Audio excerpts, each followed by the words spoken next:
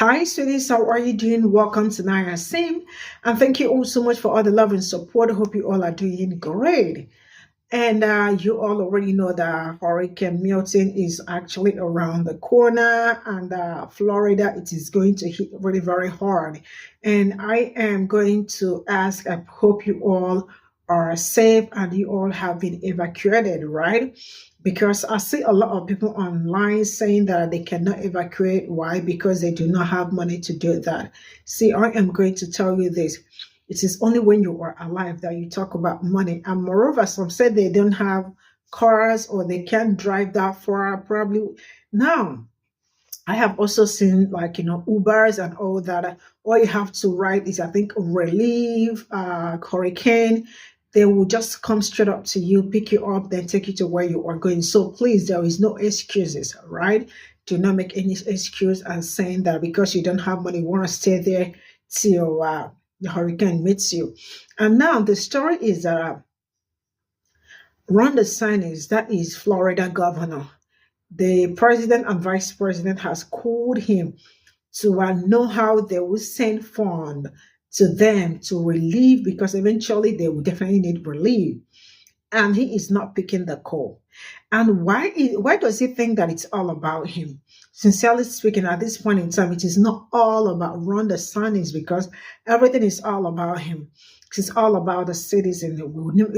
I am sure they are calling to make sure that they get all the necessary things they needed for this period. Let's get into.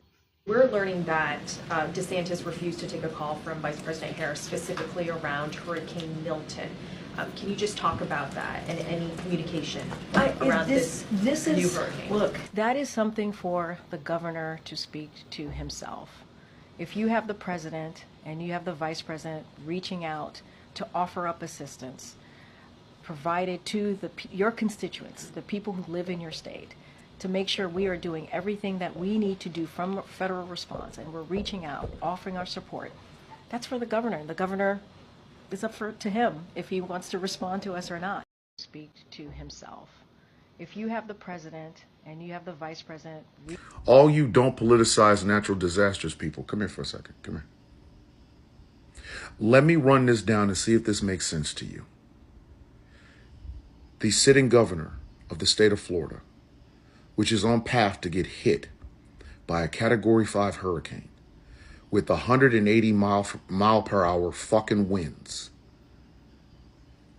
That man refused the phone call of the sitting vice president and president of the United States.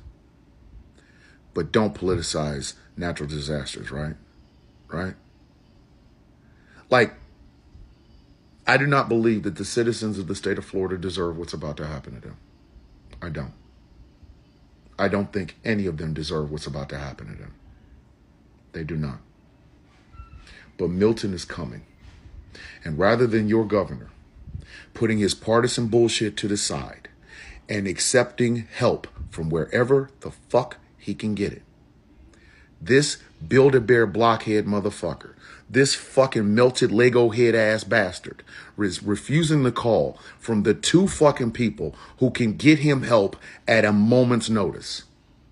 But I guarantee you, if the former president of the United States, who has absolutely no power within the government whatsoever, no, despite all the fucking pretense that y'all want to put on it, I bet you if that motherfucker called, he'd answer the fucking phone. But don't politicize natural disasters, right? Pray for this, insert this, that, and the third. How about you pray and vote these motherfuckers the fuck out? Maybe there should be your guidepost. If your governor is refusing the phone call from the people who are in charge of the executive branch of the fucking federal government right before a Category 5 fucking hurricane is about to slam into your state, maybe you shouldn't fucking re-elect anybody is connected to him or her or them. I'm just spitballing. But when Hurricane Sandy hit New Jersey, Chris Christie accepted a phone call. Not only accepted a phone call, but accepted any sort of help he could get from President Barack Obama. Obama visited New Jersey shortly after when it was safe to do so, and Chris Christie was there to greet him. Why? Because natural disasters are supposed to be nonpartisan. That's supposed to be when bipartisanship actually fucking works. When the citizens of a state are harmed or hurt. But not you, jackasses. How much freedom and liberty is it worth for your governor not to answer the phone when the head of the executive branch of the federal government calls? Or his vice president, sitting vice president, who has the president on speed dial? How much freedom and liberty in MAGA is that worth? How much? And see, people that go through these things, y'all have very short memories. Because in a fucking couple of weeks, after all this has died down, these same people who told you to pull yourself up by your bootstraps, we don't need no government assistance, are going to be in your motherfucking face again, looking for campaign donations and looking for your vote. And they're going to try to hit you with the same old bullshit. The jangly guitars, a pickup truck, a gun, a Bible, a flag waving in the background, a fucking eagle eating a goddamn, a bald eagle eating a motherfucking hot dog while mom plays apple pie and baseball. And you'll fall for it. They'll tell you the trans and the abortions and the whatever the fuck, while your house is currently blowing in the motherfucking wind. How much more of this y'all gonna take? How much? How much more of this are y'all gonna take? How many more times do you have to be fucked before you motherfuckers, like dead ass, before you motherfuckers get your ass up off the fucking ground and say enough is enough? Let me stop voting with fictional shit and vote with some goddamn reality. It's just wasted air, isn't it? Here's a question to the governor of Florida, better known as Ron DeSantis, and even the senators of the legislative branch that runs Florida. Now, considering the fact that Florida and certain places in the southern borders always receive natural disasters like hurricane, earthquakes, you name it, and it's been happening from season to season. First of all, you guys don't believe in global warming. You say it doesn't exist and it's a waste of time and effort. Now, this has been multiple, because you guys have not survived from the previous hurricane that had taken place, I believe, sometime last year. Okay? But my question to you guys. Now, the people in Florida, when it comes to payroll tax, you guys do not pay state. You guys only pay the federal, which to me doesn't make any sense. You know why? Because if payroll tax was paid within both state and federal, you guys would have received some kind of more nest egg, especially for rainy day funds, even though that's dealing with payroll tax. You guys must generate tax as far as with properties. Not everybody owns a property in Florida. Some do, some don't. Okay? You look at the statistics of how many properties. What do you guys do with that money? Okay? You also look at the fact that how state taxes are not being generated as much compared to federal taxes. And that is where that's stifling. You guys do not charge local or even city or state taxes as far as with the revenue. You guys only deal with one Pacific sales tax. Okay, considering the fact that Florida is known for tourism, but tourism has not been suffice from during the time that Ron DeSantis has been running, because he's been bringing nothing but pure negative karma towards and not making it comfortable for tourists, the people for coming there. Now, you're probably saying, what does this have to do with the hurricane and we're in a disaster? And if you have nothing to do or help us or whatever, why? The reason why I say that is when Ron DeSantis was running to become president for the Republican cabinet and he had lost, where did that funding come from? Considering the fact that he was running. Now, I know that's a special fund that he has to put in the network there. But I also even heard that how he was using some of the fundings out of the pension funds of the teachers and doing all the assessments that he had to do to become running, to be a candidate to run for president. Now, with all the endorsement that he received and the assessments that he received to pretty much run his candidacy as a president at that time, why that funding couldn't be a surplus funding that you could have used for rainy day funds to help the people there? And the reason why I say that is because not only him, but the people in the legislative branch should have had some kind of budget plan, considering the fact that they were aware that they were having the hurricane. And this is not the first time they had hurricane, because he did say very condescending when Kamala Harris wanted to get some feedback and wanted to find out what's going on, even though she should have went there herself and find out what's going on, which she did.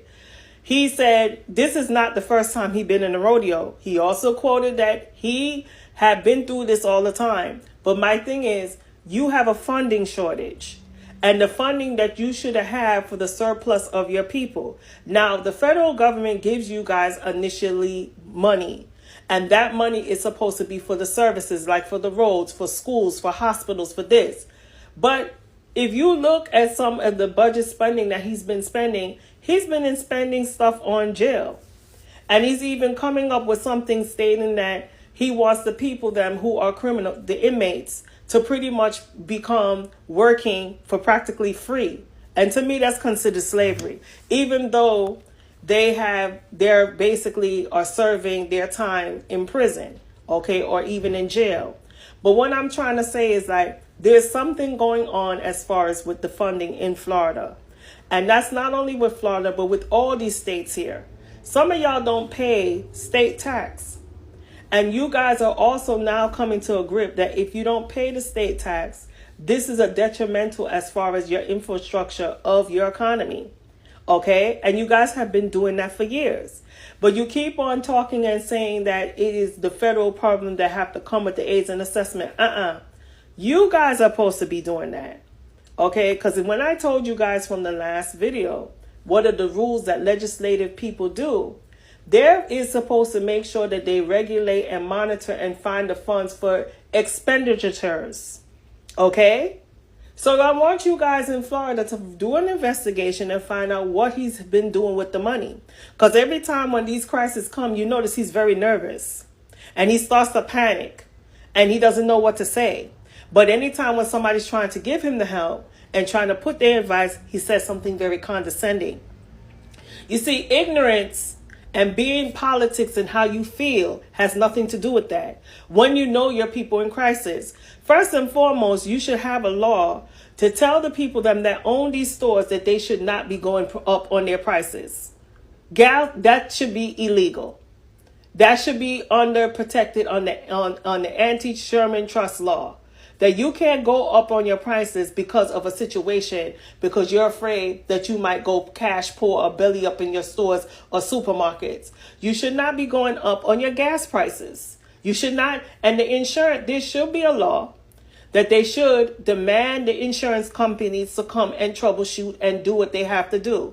See, the last time they had a hurricane, the insurance told them in advance that they're shutting down. And they're signing off and they're writing off these insurances. That should have been a no-no. There has to be some kind of protective act for the people that considering the fact that they were paying it, where the insurance just turn around and just stop paying it, discontinuing. Where the insurance people that are making their own laws and telling the people that the last minute that they're stopping their insurance and they discontinuing their insurance. That should have been a direct no-no. And this is where he was supposed to do his job to do that.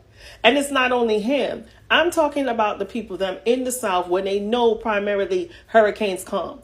Like, for example, it's very rare we have hurricanes in New York. But if we so happen to have it in New York, we may not have fundings because of the expenditures that these two idiots were doing, like with Holcomb and also with Mayor Adams and with the other crisis with the immigrants. But I think that even with the immigrant situation, how did FEMA turn around and give a surplus to the immigrants when it was supposed to be for the people of the country of America? What I don't understand in this country here, how we have to have the right to go vote and elect who are senators and mayors and things and so forth.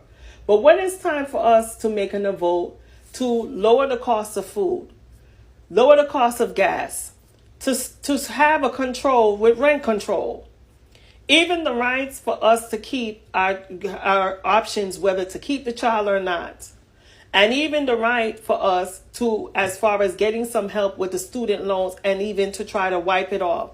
Why we can't vote for that?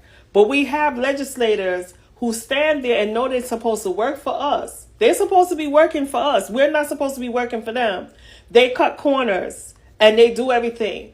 And meanwhile, they have a salary and they have production with their business. This is what I'm trying to say. They invest into other things, but they never thought about rainy day seasons. Considering the fact that you're well aware and you have been through the road of this hurricane situation. But once again, this is where you put your foot in your mouth because you're not doing what you said you do. The reason why you're nervous, Mr. DeSantos, is because you realize that you're in shit's creeks right now because you. This is all I got from this video, and sincerely speaking, it's really going to be messy because I really do not understand it. But yeah, you all already know Ron DeSantis, how he is yeah, he's a Trumper, and I think that is also one of the reasons why he does not want to pick that call. And but I think the citizens should come first, not even him, because you all already know what it's happening in Florida. Hurricane Milton, right? If I am not, I think yeah, it's on the way, and people are being evacuated. And yeah, that reminds me, as of today, I mean, a lot of people, I think it's some people are traveling to Tampa, and it's like a 15 minutes drive, but some people have been on traffic for more than 4 hours, 5 hours. And sincerely speaking, they are also running out of gas, and gas stations are also running out of gas, which means they do need help. But you all can see that your governor doesn't want that. And I really hope that some people are seeing the news, reading the news, and seeing what is happening, because before you know what is going on, a lot of people will rush online to start blaming somebody. This is not even a great time to blame somebody. And if there is anyone to hold responsible as it stands, hold your governor responsible, because for him not to pick the call, it means that he doesn't need help, and he knows how much that fund, how, like, how important it is, go out, how useful it will be for the citizens that are going to be affected. And also I see a lot of people, I mean, like, you all can see the warning also, especially for people in Florida, that it's either you'll leave or you might be unalive. Why? Because I think the weight of this particular one is really hard. I am sending out my love and my prayers to you all. I hope this phases out. But what I am going to say is that make sure that you leave, please, because I see a lot of people saying that they do not have money to evacuate and all that. I absolutely understand, but there should be a way. And I also learned that there are some Ubers that all you have to ride on is I think hurricane, whatever, and then you send it, like, send it to Uber, and then they will come pick you up wherever you are. Please make sure you leave so that you will be alive to tell the story. And it's only when you are alive that you can, like, say some certain things. But when you are no more, trust me. But we really want every one of you to be safe. And yeah, see you all in my next video. Bye for now.